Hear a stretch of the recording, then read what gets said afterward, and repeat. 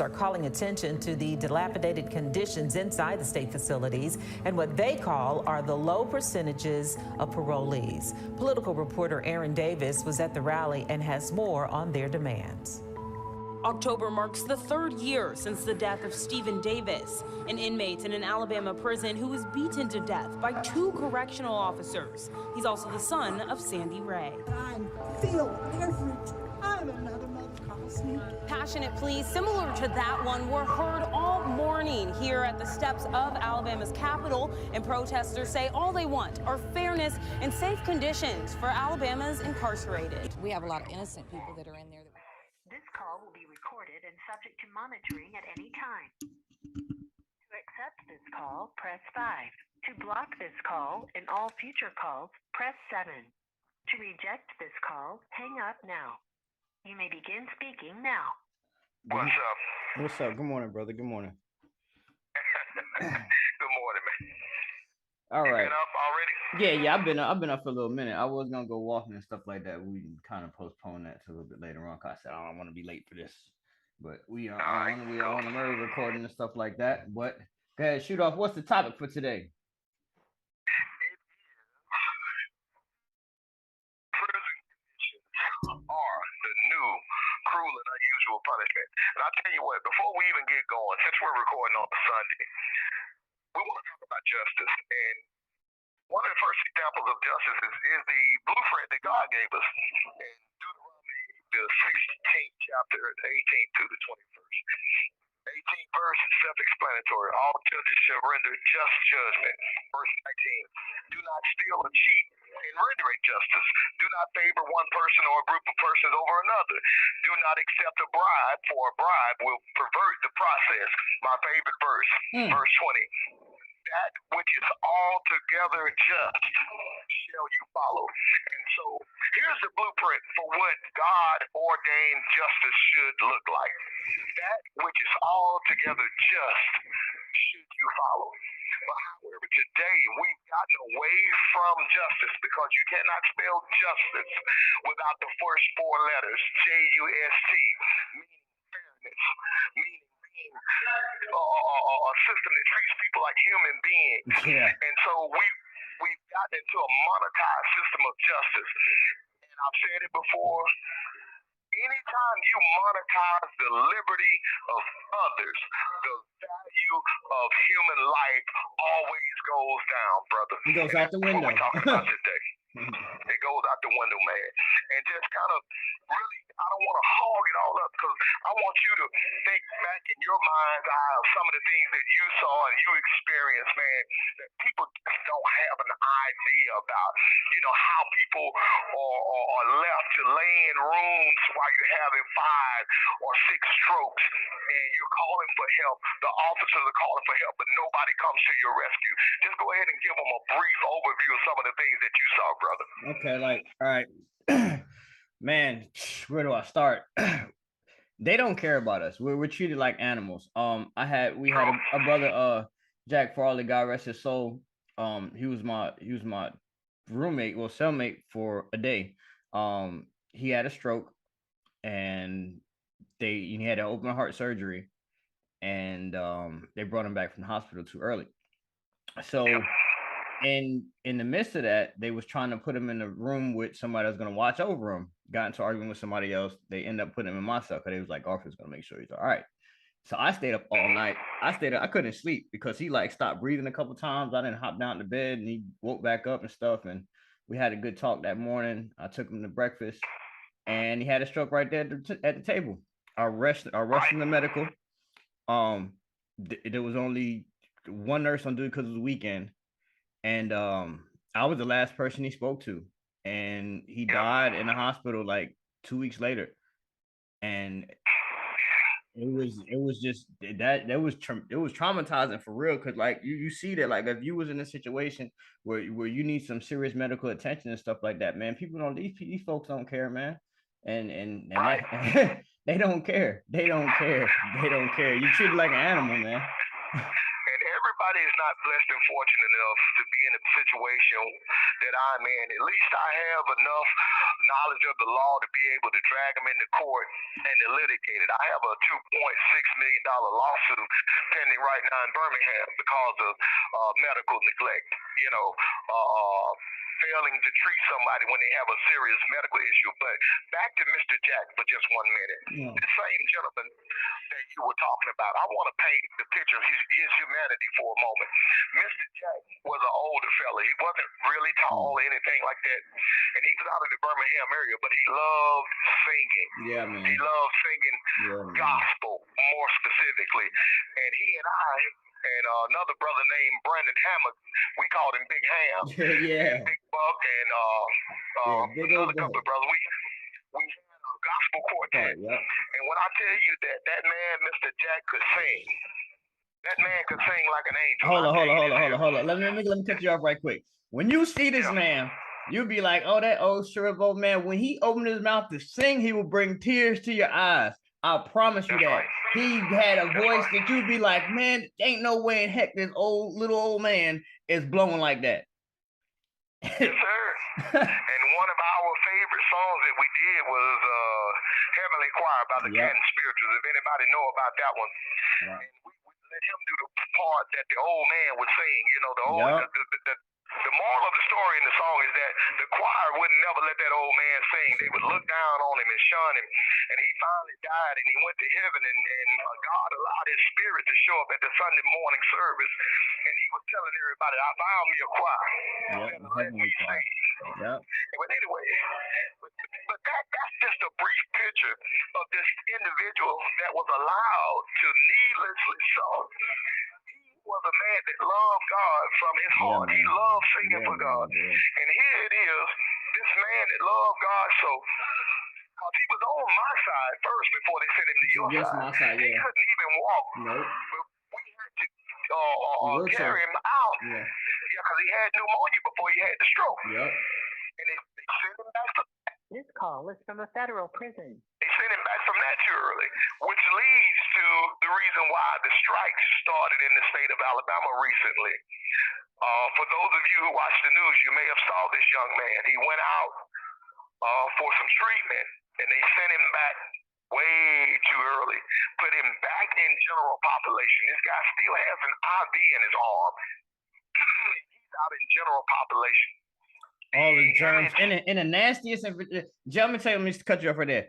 Jail and prison is nasty. Okay, if you have a surgery, you're supposed to be in a clean environment where your bodily fluids is monitored, your blood, your everything is monitored on a regular basis until the doctor sees fit to release you, not to put you in pretty much a garbage, just garbage like trash. You know, you put a person in a bacteria infested environment and expecting them to recover from that. No. Especially when you've had a surgery. But anyway, long story short, the image of this young man is heartbreaking. He looks like one of those images that they show you on a commercial when they're asking you for money. Please send $19.99. You can feed 10 children for a month. You know, he's down to his skeletal frame, and they literally had to hold him up to take a picture of him and send it home to his family.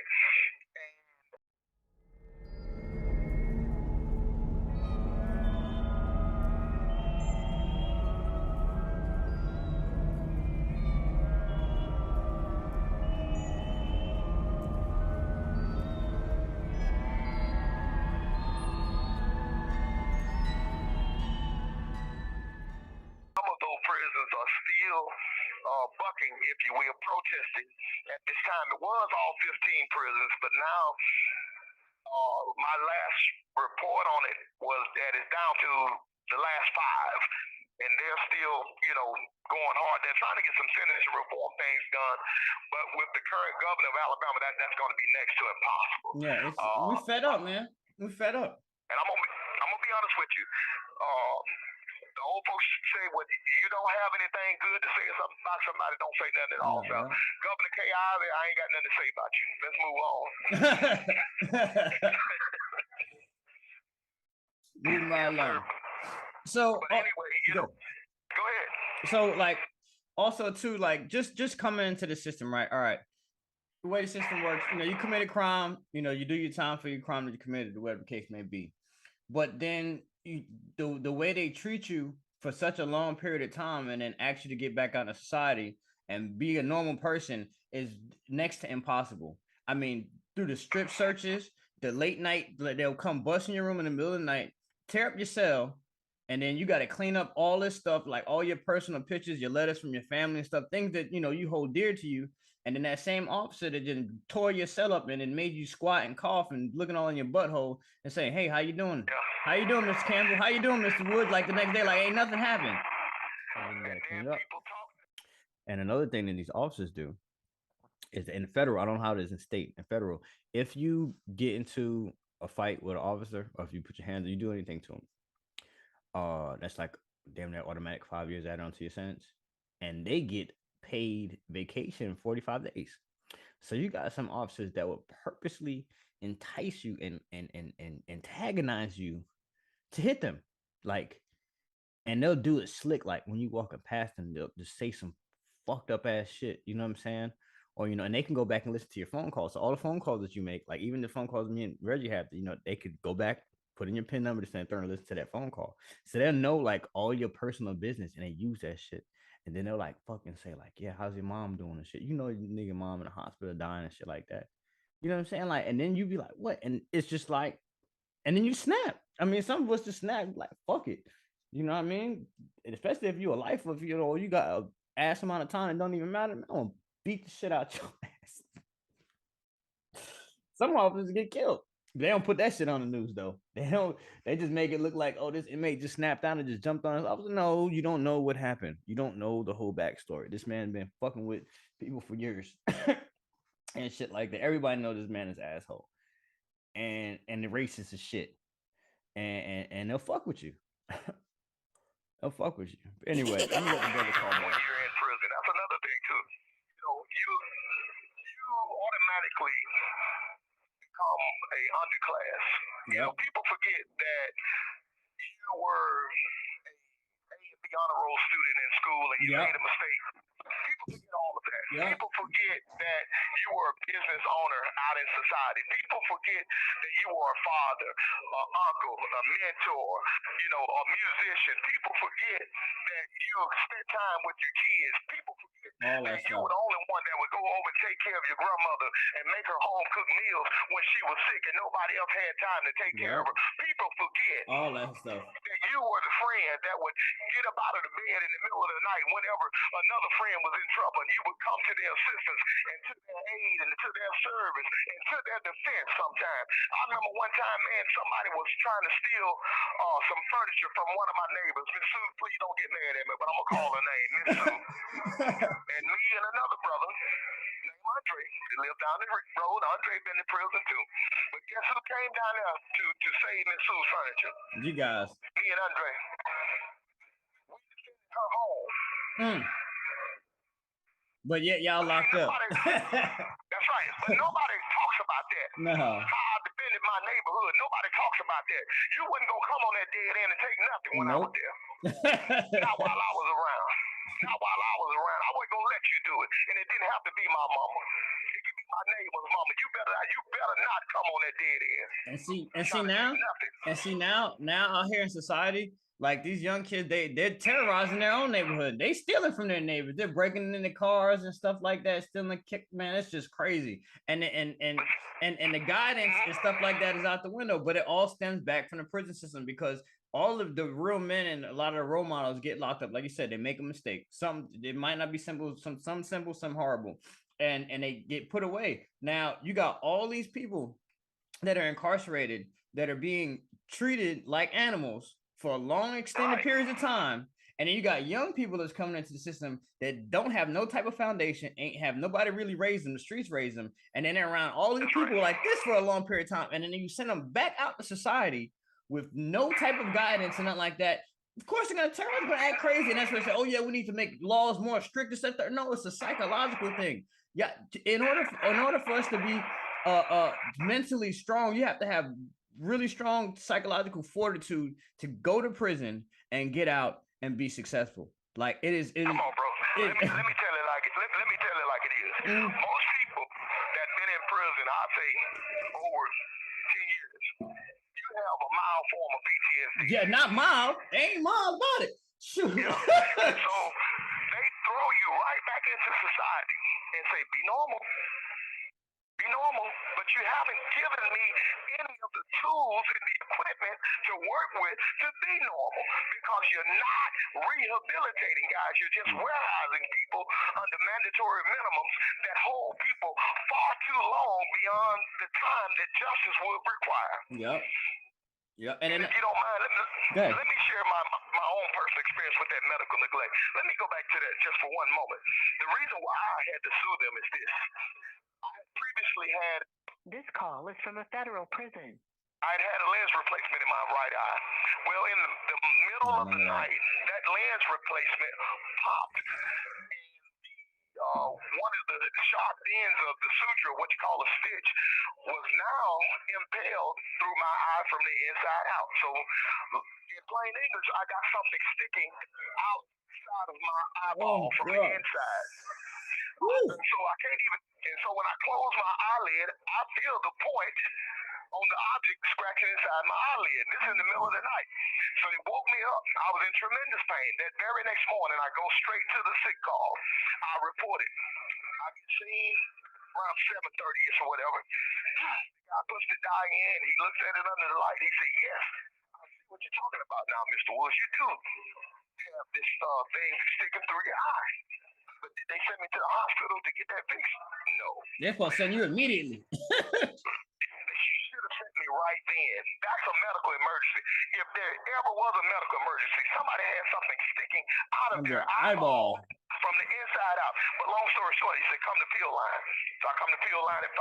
Bam. You give me this little drop in Tylenol 3 because I'm in pain. But I don't get the pain medicine until 5. Long story short, I come back again the next morning. It is snowed now. Next morning, my vision has dropped. I'm light sensitive. I'm in even more pain. They tell me to come back again at 5. So by the time 5 in the evening the next day, my vision had dropped to 20/200. My eye was about to burst. And so they finally had to get me out of there after me reporting it for 2 days. And then you take me to the wrong hospital. After going to the wrong hospital, 2 o'clock in the morning, you get me at the right hospital. My vision is 20/400. And this eye is so infected, we had to have an emergency surgery. But had you taken me to the hospital when I first reported it, we wouldn't have this problem. We wouldn't have a lawsuit. Also, too. Oh crap! I put on a different shirt. All right, you guys. I had to change the shirts or whatever. Nah. Cause I was about to step out the door and stuff like that and go to work. But I said I'm gonna wait until he calls back. Yeah, cause we were getting some. Okay. Now, a lot of people are not aware of your I said something on it, but I'm gonna let you, speak for yourself. I could edit that out or whatever. Yeah, good point. Because I don't mind sharing because it needs to be said. I didn't want to make it about myself, but since we're here, let's go ahead and go there. I was born with sickle cell disease, and that have family members that have sickle cell is a very painful condition, very painful. And I go without. The medications that I need, pain management is zero in here, and especially if you're black. I'm gonna be honest with you. White boys go to pill line, they give them all kinds of pain medicine. The brothers, when we in pain, they treat us like we some type of superhuman alien from Krypton somewhere. Stuff that you know what I'm saying? You get Tylenol. You get Tylenol 3. That's it. That's about the best you're gonna get. If that. Man, listen. I'm gonna keep it real, man. You can have cancer. They trying to give you ibuprofen, man. Ibuprofen. Yep. They trying to give you ibuprofen. They think ibuprofen is the cure for cancer. I'm gonna keep it real. That's not funny, but it's serious. That's what they do. That's what makes it funny because you know I'm telling the truth. Yeah, that's what they do. The truth. That's what they do, bro. Man, they have dudes out here, man. Hey, God be my witness, man. There's a man walking around here with a broke leg, man. Had a broken ankle and a foot, man. They had him walking around here, man, 2-3 weeks for before they ever took it out and put a gas on it. What? Man, yes, the brother from Kansas City, man, God be my witness, man. Man walked around here with two weeks with a broke leg, man. That's shit. Broke ankle and foot, man. So Never set him out, but I had also but brought up back to, I had also brought up Carter and stuff like that. You know how he passed away and stuff. But like you said, man, let's get back on track, man. It's just the whole prison system throughout America is just inhumane. It's inhumane. A lot of it's not brought to light because there's no really way for us to reach out. You know, a lot of people's family, and that's another thing too. Your family support system. Once you go through this traumatic experience and you get out there and you try to, you know, be normal and stuff like that, the support system is not there. and let me tell you this, all you good taxpaying citizens out there, let me tell you something. They gave the system 100 million extra, more than what they asked for their operating budget. And don't you know, let me tell you something, brother. Last Tuesday, the bread truck turned around because this place owe them 10 grand. They ain't paid their bill. And they just feed us anything. On Thursday, which should have been chicken day, our dietary, you know, we got a nationalized menu, right? A national menu. So that means that long story short, they're required to serve us the same dietary menu as the military. Same calories, same weight on each shipment. Like a meat supposed to be 4 ounces. This is supposed to be so many ounces. It's the same dietary plan as the military. But brother, listen, we had bologna sandwiches on chicken day.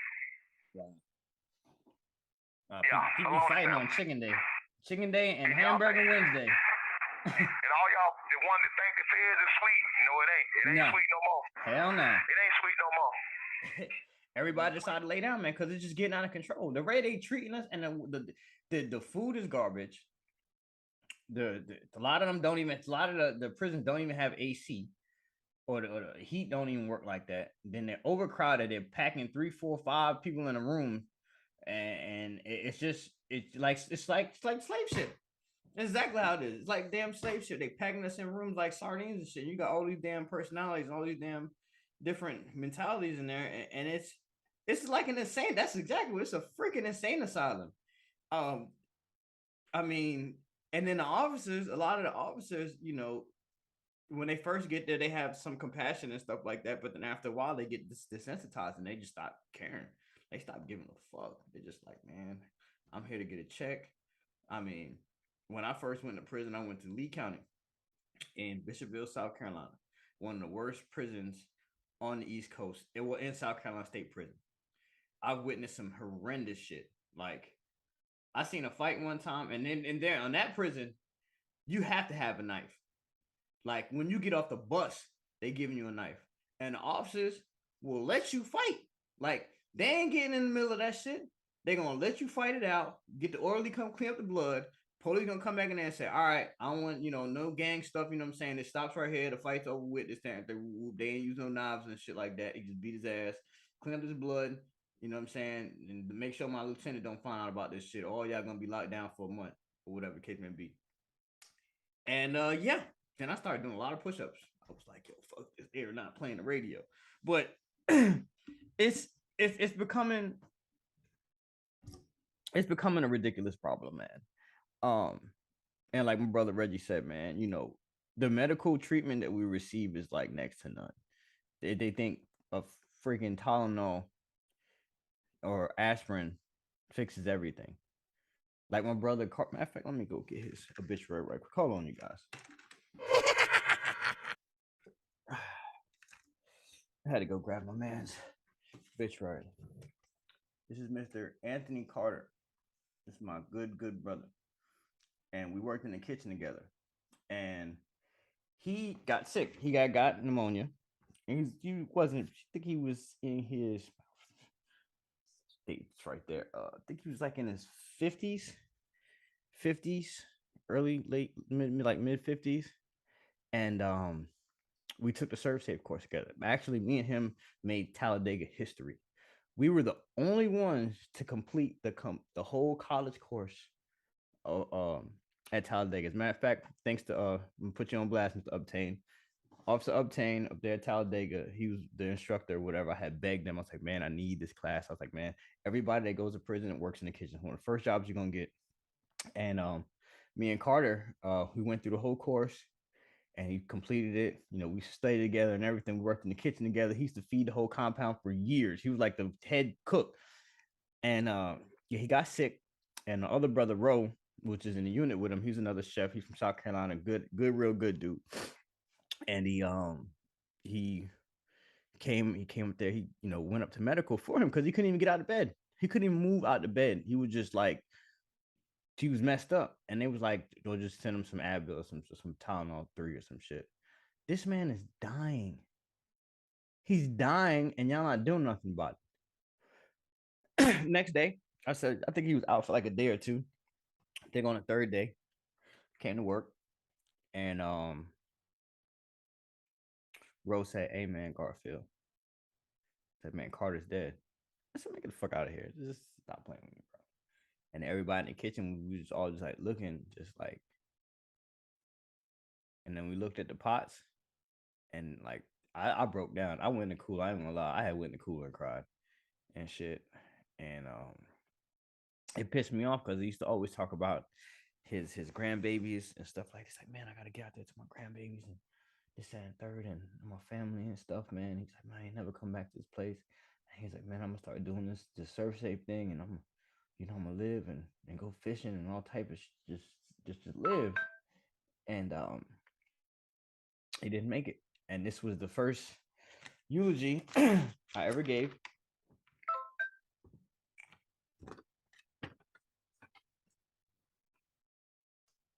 See my name right there. And they had me go up first. I didn't never gave a eulogy before, but Mr. Carter definitely popped my cherry, and I miss him.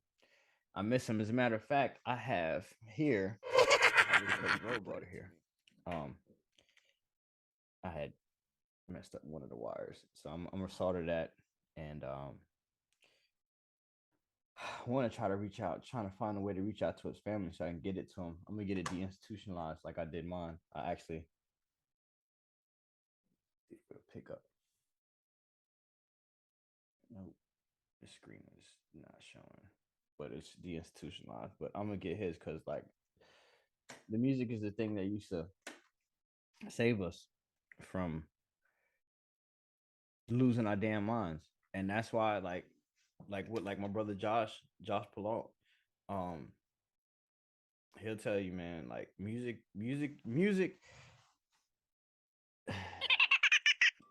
these MP3 players, man, they used to, I don't know, for me personally, let's just save my life. I mean, because I used to escape from all the BS and the way they treat us and stuff like that.